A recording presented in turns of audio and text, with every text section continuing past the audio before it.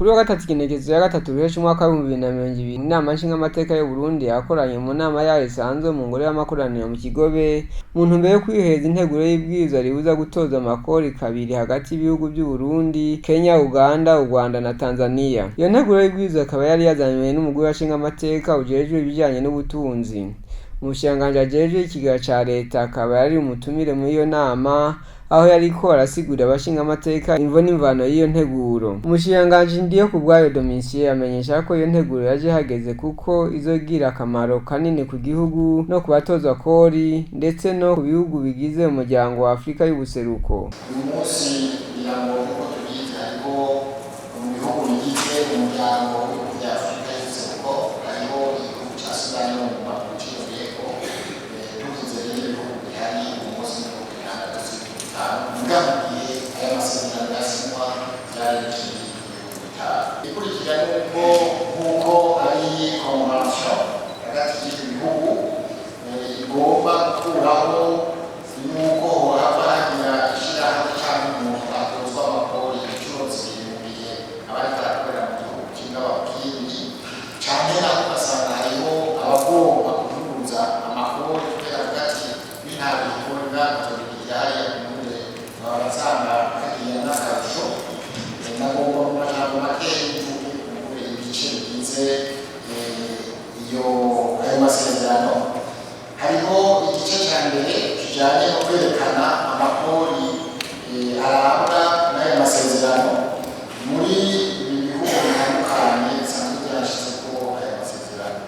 Hariho ngaha mu gihugu c'u Burundi n'amakori asanzwe agenga n'itegeko nimero imwe akakwego gashinze ubusa kabiri yo kuwa 2024 ukwezi kwa mbere 2013 ajanye n'iraba les impôts sur le revenu. Ni ukuvuga amakori avuye ku muco mugarayiwe.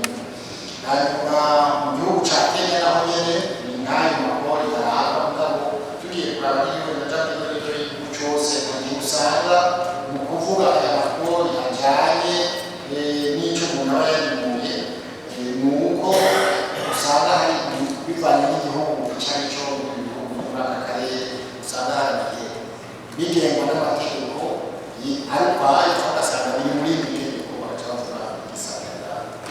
Ikindi kivugwa muri aya masezerano ni ukwerekana ingene aya makori aheza agatorwa bakerekana kumbure n'imice ibijana navyo.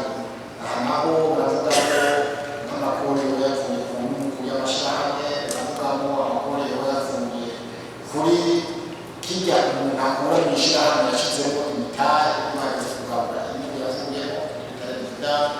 Hariho amakori yoba ava mu bijanye n'akazi, mu bijanye n'abagiye mu karuhuko n'ibindi.